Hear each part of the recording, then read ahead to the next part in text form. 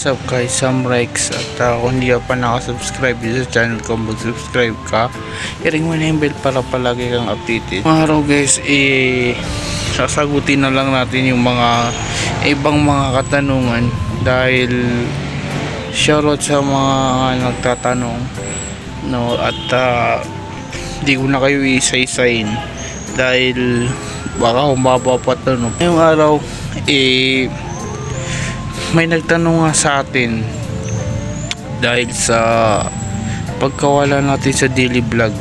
Ano yung rason natin kung bakit nawala tayo dun sa daily vlog simula nung day 1, kahit nasagot ko naman kung bakit.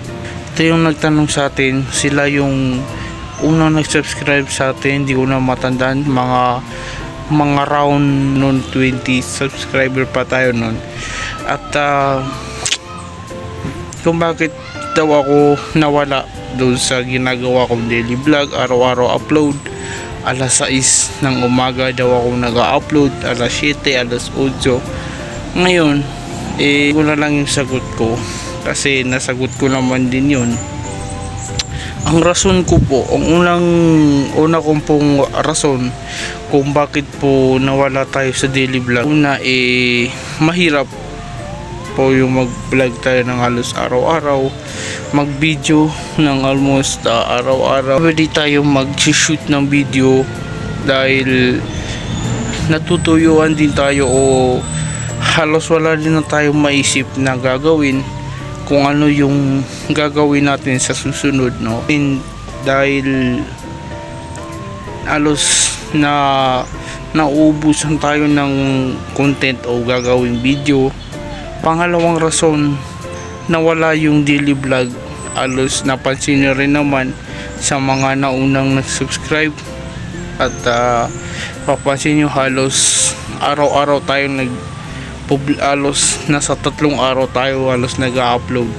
Yun nga, ang pangalawang rason dito nung pumasok yung Ramadan day o yung pagpapasting natin last month,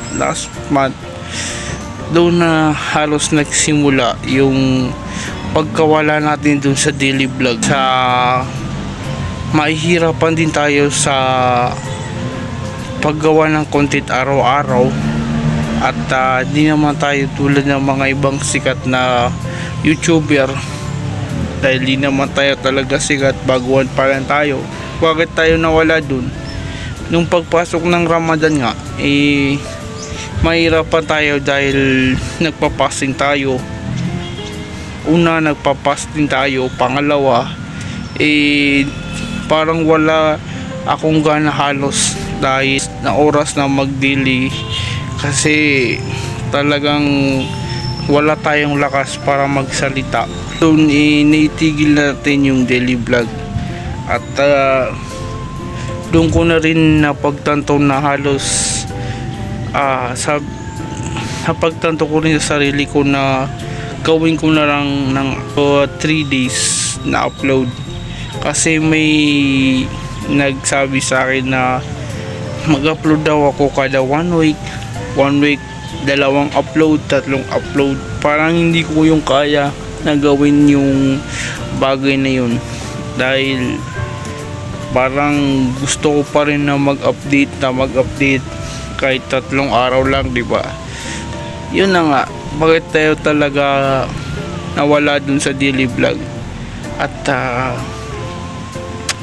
kahit sinabi ko naman po na babalik tayo ng daily vlog, hindi pa rin po nakakayanan dahil marami din po tayong mga ginagawa sa buhay. Busy lang, pero balang araw din papakita ko sa inyo kung ano yung sinasabi ko na ginagawa ko halos pag hindi tayo nagbo-vlog o hindi na tayo halos nagsushoot ng vlog. Pero sana po sa nagtanong maintindihan nyo po yun. Bilang isang content creator, mahirap din po na mag-daily. Tulad po ng sinasabi ko sa mga kaibigan ko na hindi naman tulad po ng TikTok na pag open mo mismo ng TikTok may makikita ka na may content mo, pwede ka mag-content ng video mo, Pero dito po sobrang hirap dahil kailangan originality ka. Natatakot din po ako na ma-violationan ng copyright, no? Kasi marami pong violation dito sa YouTube at sana nga maintindihan nyo na lang yun. Maraming pong salamat at sana po nasagot ko yung tanong mo. Sa tanong ninyo, marami pong salamat. Like, comment, and subscribe. Sam Rex, peace out.